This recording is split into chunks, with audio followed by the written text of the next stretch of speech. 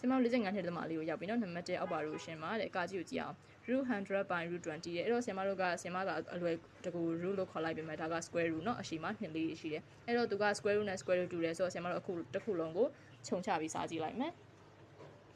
အဲ့တော့100 by 20 square root of 100 by 20ဆိုပြီးဖြစ်မယ်ပေါ့အဲ့တော့ဆင်မတို့ခြေမယ်ဆိုလို့ရှင်3ညတစ်လုံးခြေလို့ရတယ်နဲ့5လီ10လုပ်လို့ရတယ်အဲ့တော့ဗာလေးကြံမလဲဆိုတော့ root 5လေးပဲကြံမယ်ပေါ့ root 5ထုတ်လို့ရလားမရအောင်မရတော့ဒီတိုင်းလေးပဲထားပဲဖြစ်ရနံပါတ်ခါကွေးroot 11 into root 11 minus root 44တဲ့အဲ့တော့ဆင်မတို့ဒီကောင်လေးကိုရင်ဝင်မြောက်ကြည့်လိုက်ရအောင်တစ်ခုချင်းဟုတ်လားအဲ့တော့ root 11နဲ့ root 11ကတော့ root 11နဲ့ root 11ကတော့ root ပြောက်သွားမယ်17အနှုတ်ဒီမှာကျ root 44နဲ့ root 11 root ချင်းတူတယ်ဆိုတော့ဆင်မတို့တစ်ခါတည်း root တစ်ခုတည်းအောက်ကိုကြည့်လိုက်ရအောင်17အမြောက်44ပေါ့ equal to 17အနှုတ်အောက်ဒီ44ကိုခွဲမယ်ဆိုလို့ရှင်17 4 44ဟုတ်လားအဲ့လေးချက်ဟောဖြစ်စီရအောင်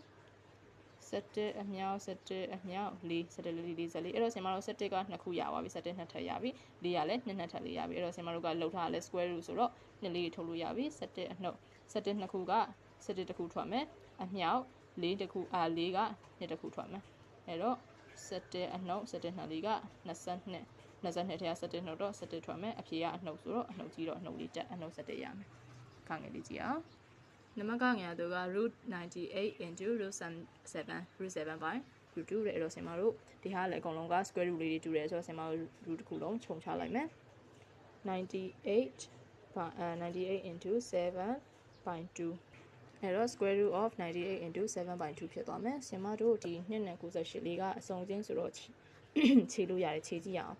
2လေးလီ8ဟုတ်လား2လေးလီ8 different တော့18 2ကိုလီ18 49နဲ့ခေါ်နဲ့အဲ့တော့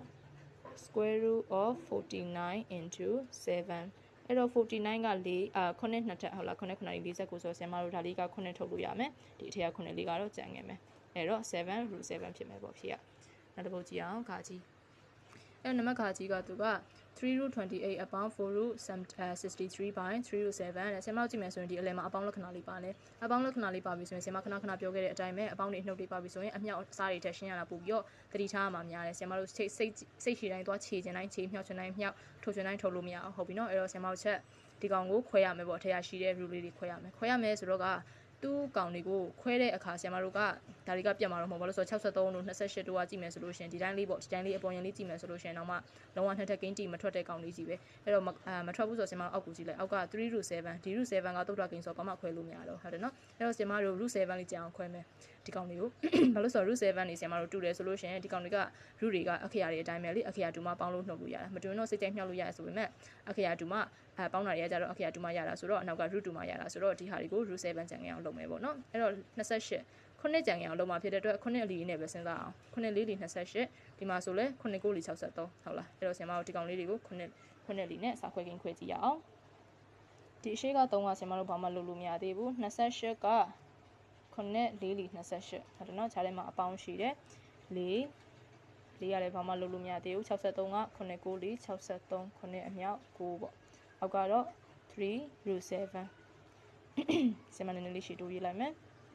အဲ့တော့ဆင်မတို့ကြည့်မယ်ဆိုလို့ရှိရင်ဒီ4က2နှစ်ထပ်9က3နှစ်ထပ်ဆင်မတို့နှစ်ထပ်လေးဆိုတော့ဒါလည်း square root ဆိုတော့နှစ်ထပ်ကိန်းလေးတွေထုတ်လို့ရမယ်3အမြောက်ထုတ်လိုက်မှာက2ဟုတ်တယ်နော်4တွေက2ထွက်မယ်ကျန်ခဲ့မှာက root 7အပေါင်းဒီမှာလည်း4ရှိတယ်အမြောက်ထွက်မှာက9ဆိုတော့3ထွက်မယ်ကျန်ခဲ့မှာက root 7အောက်မှာက3 root 7ရှိပြီးသားညီမချင်း3နှစ်လီက6 6 root 7အပေါင်းလီ3လီက12 root 7 by 3 root 7အဲ့တော့ဆင်မတို့ဒီမှာ root 7 root 7 root 7နေအကုန်နောက်လိုက်နောက်ပါလေး2y ပေါ့နော်အဲ့တော့ဆင်မတို့ကဒီမှာအထဲမှာအပေါင်းလက္ခဏာကရှင်းလို့ရပြီပေါ့နော်ဘာလို့ဆိုတော့အနောက်ကဟာဒီ 2y ဆိုတော့အဲ့တော့12နဲ့6နဲ့ပေါင်းတော့18 root 7 by 3 root 7အဲ့တော့ဆင်မတို့ကအပေါင်းနှုတ်ကန်သက်ချက်တွေမရှိတော့ခြေလို့ရပြီပေါ့နော်ဒီ root 7နဲ့ root 7သက်ခြေခြင်းလဲခြေလိုက်ပြီးတော့မှ3 9လီ sorry 36လီ18 equal to 6ပဲကျန်မယ် root 7နေကုန်ကြည့်ဝိုင်းเนาะအဲ့တော့ဖြေက6ပဲနောက်တစ်ပုဒ်လေးဆက်ကြည့်အောင်နံပါတ်5ကျတော့ဆင်မတို့ကြည့်မယ်ဆိုလို့ရှိရင်အကုန်လုံးက square root တွေကြီးပဲ square root တွေကြီးပဲဆိုတော့ဆင်မတို့ကခါလေးအကုန်ခြုံလိုက်မယ်ဟုတ်ပြီเนาะခြုံလိုက်ပြီးတော့မှဒီထက်ကခဏနေခြေစရာရှိတာခြေအဲ့လိုလေးလုပ်ပြီးတော့မှနည်းနည်းခဏလေးသေးပေါ်လို့ရှင်းရတာပို့လွယ်တာပေါ့เนาะအဲ့တော့ဆင်မတို့ဒီထက်ကခဏလေးဆက်လိုက်ရအောင် 85အမြောက်60အမြောက်63အောက်မှာက200ရှိတယ်အဲ့တော့200ရှိဆိုဆင်မတို့ဒီမဲ့3ညလေးတစ်လုံးကခြေချလိုက်လို့ရတယ်ဟုတ်တယ်နော်20က4 sorry ဆင်မတို့9လီနဲ့တွားအောင်ဒီ85လီနဲ့ချင်းချင်လို့20ရကြဆင်မတို့ခြေမယ်ဆိုလို့ရှင်9လီ20 5တက်လီ9 25ဆိုတော့5လီ25ဟုတ်လားလီနဲ့15ကျန်မယ်ဆင်မတို့ဒီမဲ့ခြေစရာကလီနဲ့6နဲ့တော့ရသေးတယ်စုံကင်းနေဆိုတော့ဟုတ်ပြီနော်အဲ့တော့4ကို2လီ4နဲ့3လီ6ကျန်မယ်အဲ့တော့အဲ့ဒါလေးပြန်ရေးအောင်နည်းနည်းတော့မျက်စိရှုပ်မရှုပ်သွားစေနဲ့အဲ့တော့ဒီမှာရှိမှာက15ကျန်မယ်အမြောက်နဲ့3လီနဲ့ခြိလိုက်ပြီဆိုတော့3မဲကျန်မယ်အမြောက်63အောက်မှာက2ပဲကျန်မယ်ဟုတ်တယ်နော်အဲ့တော့ဆင်မတို့ဒါလေးတွေပဲလိုက်ပြီးစောက်ခွဲကိန်းခွဲစီအောင်15ကငါ3လီ15ရမယ်63က9 9လီ63ရမယ်ဟုတ်တယ်နော်အဲ့ဒါလေးရင်ခွဲကြည့်မယ်15ကငါ3လီ15 3နှစ်ကိုရရှိပြီးတော့9 9လီ63အောက်မှာက2ရှိမယ်အဲ့တော့ဆင်မတို့ဒါလေးအသေးသေးထုတ်လို့ရပြီ9ကဒီမဲ့3လီ9ဟုတ်တယ်နော်ဒီနှစ်ကောင်ကတစ်ခုထွက်မယ်ဒီ9ကလည်းတစ်ခုထွက်မယ်အဲ့တော့3နှစ်ခုထွက်လို့ရတယ်ဆင်မတို့အထက်က9ခုနှစ်ကတော့ကျန်ခဲ့လိမ့်မယ်အဲ့တော့အပေါ်က3တစ်ခုထွက်မယ်အမြောက်နောက်3တစ်ခုထွက်မယ်အဲ့တော့ဆင်မတို့ဒီမဲ့ကျန်ခဲ့မှာက9အမြောက်9ပိုင်းနဲ့အဲ့ရကျန်ခဲ့မယ်ဟုတ်ပြီနော်9 3လီက9ပြီးတော့9 5လီက35 35ပိုင်းတူကျန်ခဲ့မယ်အဲ့တော့ဖြေရတာပဲနော်ဒီ9ကလည်းအရှိလေးတူရုံဘာလို့ဆိုတော့ဒီ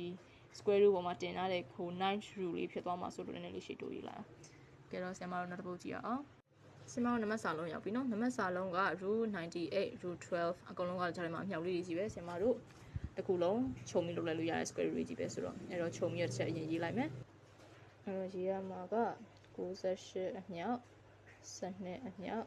29အောက်မှာက49အမြောက်32စမောက်ချက်ကြည့်မယ်ဆိုလို့ရှိရင်လေ49နှစ်လီက98ရှိရဟုတ်လားစမောက်ချက်တွေမှာမြောက်ပြပေးမယ်9နှစ်လီက18တက်မှတ်4နှစ်လီ8 9ဟုတ်လား98ရှိတယ်အဲ့တော့49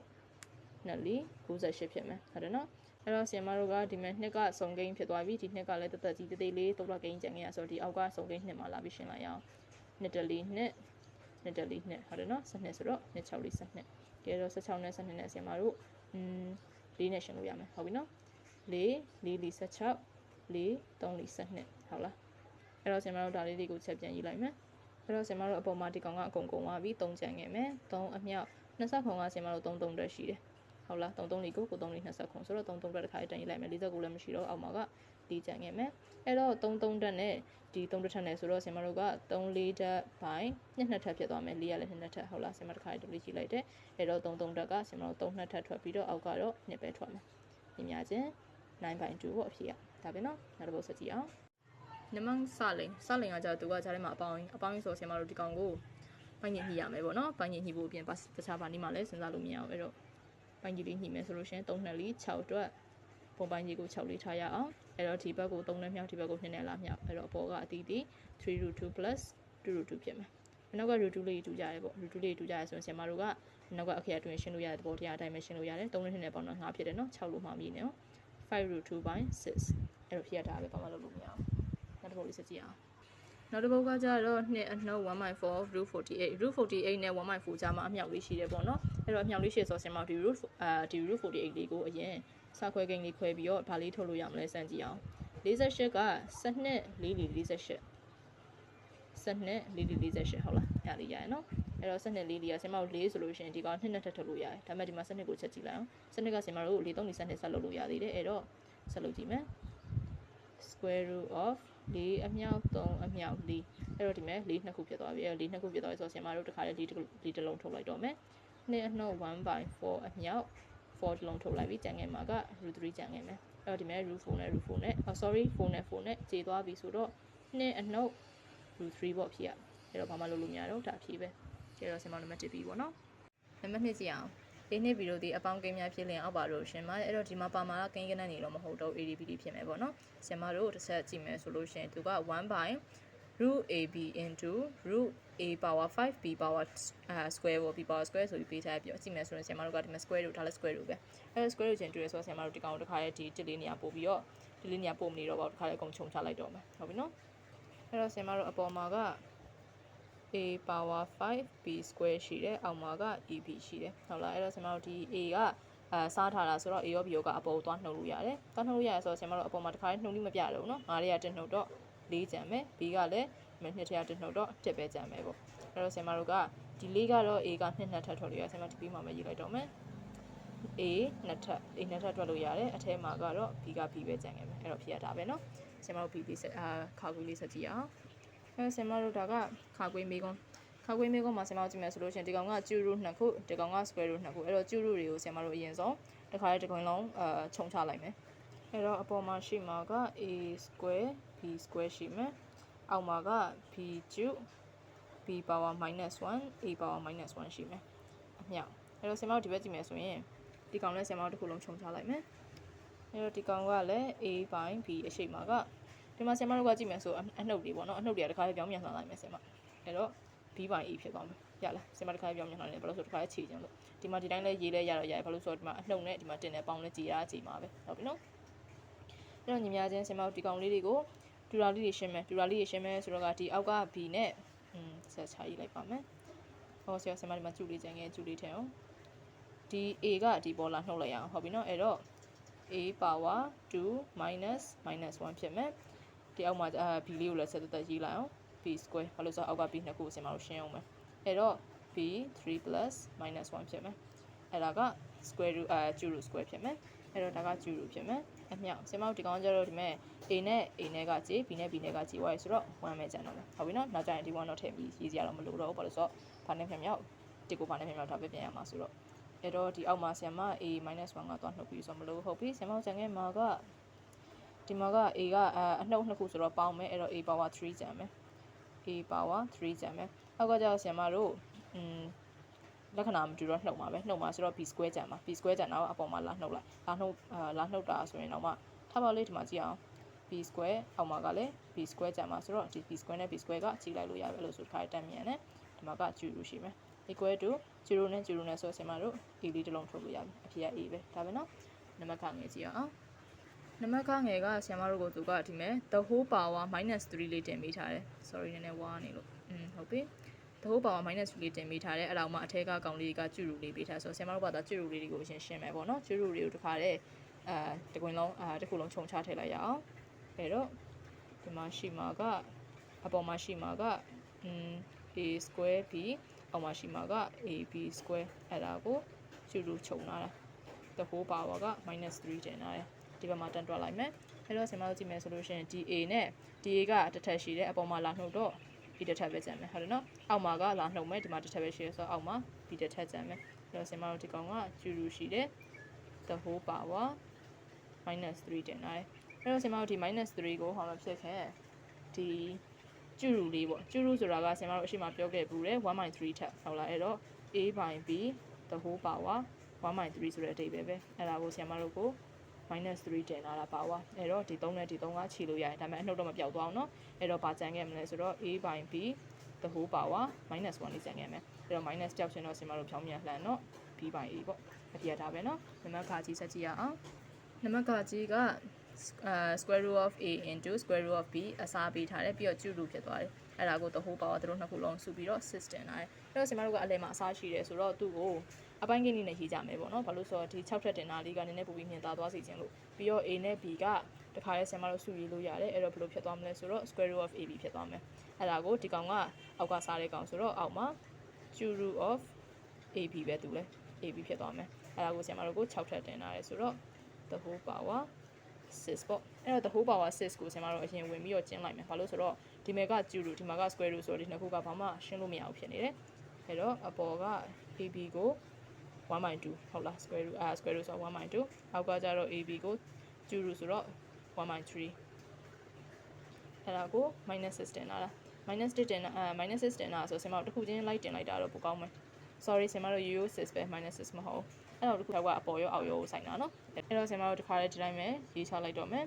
အောက်ကိုတစ်ခုချင်းဒီလိုကြီးဆွဲပြီးပြမနေတော့ဘူးเนาะအပေါ်အောက်ကိုကြည့်မှာเนาะအဲ့တော့2 3 4 6ဟုတ်လား2 3 4 6ဆိုတော့ဒီအပေါ်ကောင်က AB power 3ကျန်ခဲ့မယ် the whole เนาะ the whole AB the whole power 3ကျန်ခဲ့မယ်ဒီမှာကျတော့3 2 4 6ဆိုတော့ AB the whole power 2ကျန်ခဲ့မယ်အဲ့တော့ဆင်မတို့က A cube B cube နဲ့ A square B square A အဲ့တော့ဆင်မတို့ရေးချလိုက်မယ်ဆိုလို့ရှိရင်ဒီပေါ် A cube B cube A square B square ဖြစ်သွားမယ်ဟုတ်ပြီနော်အဲ့တော့ A square B square ဆိုဆင်မတို့ကဒီမဲ့နှစ်ထပ်လေးကအပေါ်သွားနှုတ်မယ်ဆိုလို့ရှိရင်အပေါ်မှာတစ်ထပ်စီပဲကျန်ခဲ့မှာအင်းအောင်လားဆင်မမနှုတ်ပြတော့အပေါ်က3က2ကို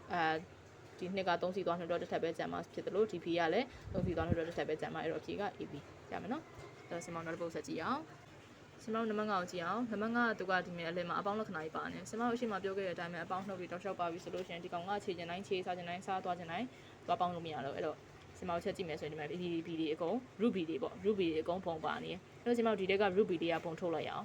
ပုံထုတ်လိုက်မယ်ဆိုတော့ဒီလိုဖြစ်သွားမယ် root B into root A plus root 2ကျန်ခဲ့မယ်ဟုတ်လားစင်မောင်မယုံရင်ဒီ root B ကိုပြန်ဝင်မြှောက်ကြည့် root နဲ့တူနေတည်ပြီးတော့စင်မောင်မြှောက်လို့ရတယ် root AB ပြန်ထွက်မယ်ဟုတ်တယ်နော်ဒီကနေပြန်မြှောက်လဲ root 2B ပြန်ထွက်မှာပဲအဲ့လိုမျိုးပုံထုတ်လိုက်တော့ပြောတာအဲ့တော့အောက်မှာကစင်မောင်တို့ root B ရှိမယ်အဲ့တော့ဒီအလယ်မှာကအမြောက်ဖြစ်နေပြီးစင်မောင် root B နဲ့ root B ကကျေလို့ရတယ်ဘာကျန်ခဲ့မလဲဆိုတော့ root A အပေါင်း root 2ဆိုတာလေးပဲကျန်ခဲ့မယ်ဘာမှလုပ်လို့မရတော့အဖြစ်ရတာပဲနော်နံပါတ်စာလုံးရောက်ပြီနော်နံပါတ်စာလုံးက root 3A into root 3A plus root 27A ကျူတယ်ဆင်မောက်ကြားထဲမှာအပေါင်းလေးရှိတယ်ပြီးတော့ဒီ root 3A ကိုသူကပုံထုတ်ထားတယ်ပုံထုတ်ထားရဆိုဆင်မောက်တစ်ချက်ဝင်မြှောက်လိုက်အောင်ဝင်မြှောက်လိုက်တော့ root 3 နဲ့ root 3 ကဆင်မောက်တို့ root 3A ချင်းတူနေတော့ root ပြောင်းမယ် plus ဒီထဲမှာကြာဆင်မောက်တစ်ခါလိုလေးချင်းရေးလိုက်မယ် 3A အမြောက် 27A ကျူဖြစ်သွားမယ်ဟုတ်လားအဲ့တော့ 3A plus 3A ကဆင်မောက်ဒီမှာတစ်ထက်ရှိတယ်ဒီမှာ3တက်ရှိတယ်ဆိုတော့တို့နှစ်ခုကရှင်းလိုက်ရင် A လေးတက်ဖြစ်သွားမယ်3 29က33တက်33တက်ဆိုတော့33တက်နဲ့3တက်ထက်နဲ့ဆိုတော့3လေးတက်ဖြစ်သွားမယ်အဲ့တော့3လေးတက်နဲ့ A လေးတက် square root ပေါ့ square root ဆိုဆင်မောက်နှစ်ထပ်စီထုတ်လို့ရတယ်ဆိုတော့ဒီကောင်က3လေးတက်ဆိုတော့3နှစ်ထပ်ထုတ်လို့ရတယ်ပြီးတော့ဒီကောင်က A နှစ်ထပ်ထုတ်လို့ရတယ်အဲ့တော့ဆင်မောက်ဘာကျန်မလဲဆိုတော့ 3A plus 9A square ကျန်မယ်ဟုတ်ပြီနော်ဖြေရတာပဲနောက်တစ်ပုဒ်ကကြတော့စလင်စဉ်းစားကြည့်မယ်ဆိုဒီမှာအပေါင်းတစ်ကွင်းနှုတ်တစ်ကွင်းပုံသင်နည်းလေး3လိုက်ရင်တော့တော်တော်ကြီးလွယ်နေပြီဆင်မတို့စာခွဲကင်းပုံသင်နည်းကလည်းတည်ပြီးသားပဲဆိုတော့အဲ့ပုံသင်နည်းတိုင်းသုံးမယ်အဲ့တော့ဆင်မတို့တည်ထားတဲ့ပုံသင်နည်းကရှင်းနှစ်ထပ်အနှုတ်နောက်နှစ်ထပ်ဆိုရင်အပေါင်းတစ်ကွင်းနှုတ်တစ်ကွင်းထွက်တယ်လို့ပြောထားတယ်အဲ့တော့အပေါင်းတစ်ကွင်းနှုတ်တစ်ကွင်းထွက်ပြီဆိုရင်ဒါကရှင်းနှစ်ထပ်အနှုတ်နောက်နှစ်ထပ်ဆိုတဲ့သဘောပဲဟုတ်လားရှင်းနှစ်ထပ်က root A the whole square အနှုတ်နောက်နှစ်ထပ်က root B the whole square အဲ့တော့ root A ကိုနှစ်ထပ်တင်မှာတော့ root ပြောက်ပြီး A minus B ပေါ့ဒါလေးပဲဖြစ်ရအဲ့တော့နောက်တစ်ပုဒ်ဆက်ကြည့်ရအောင်ဆင်မောင်နံပါတ်စာခွဲရောက်ပြီနံပါတ်စာခွဲကနည်းနည်းခဏများတယ်ခဏများတော့မှဆင်မောင် square root ကြီးပဲပေးထားဆိုတော့ဆင်မောင်တစ်ခုလုံးခြုံချပြီးတော့ square root အောက်ထဲထည့်လိုက်မယ်ဟုတ်ပြီနော်အဲ့တော့အပေါ်မှာရှိမှာက9တခါလေးပဲဆင်မောင်ရှင်းရင်ကောင်းမလားလို့ဒီမဲ့ A တွေကနှစ်ထပ်ဒီမှာအနှုတ်တစ်ထပ်ရှိတယ်ဟုတ်တယ်နော်အဲ့တော့နှစ်ထပ်နဲ့အနှုတ်တစ်နဲ့တခါလေးပေါင်းလိုက်ရအောင် A 2 A ကနှစ်ထပ်ဒီမှာက -1 ဆိုတော့ plus -1 ဟုတ်လား B ကလည်းဒီမှာက -1 plus 2ဖြစ်မယ်ရမယ်နော်ဆင်မောက်ဒီမဲ့နှစ်အနှုတ်တစ်လေးကိုဆင်မဒီပေါ်မှာမထားတော့အောက်ပို့လိုက်မယ်ဘာလို့ဆိုတော့ तू ကအထက်ကင်းရအနှုတ်ဖြစ်နေရောဒီမှာလည်းအနှစ်နဲ့တစ်ခါလေးတိုးအောင်လို့နှစ်တစ်ထက်ဒီကောင်ကအောက်ရောက်လိုက်တော့ plus ဖြစ်မှာဆိုတော့ +1 ရှင်းလားမသိဘူးဆင်မောက်ဒီအောက်ကလာနှုတ်တာနဲ့တူတူပဲနှစ်တစ်အနှုတ်တစ်ဆိုပြီးရေးရတဲ့တူတူပဲအနှုတ်နဲ့မြှောင်းအပေါင်းဝင်ဖြစ်တာအဲ့တော့အောက်ကကျတော့ A3 တက်နဲ့ B3 တက်လို့ကြွပဲအများစင်အဲ့တော့ဆင်မောက်ကိုကြည့်မယ်ဆိုရင်ကိုက3နှစ်ထက်ဟုတ်လား3နှစ်ထက်ဆိုတော့ဆင်မောက်ထုတ်စရာလေးတစ်ခုတော့ရပြီပြီးတော့ A ကဒီမဲ့ဒါကအပေါင်းနော်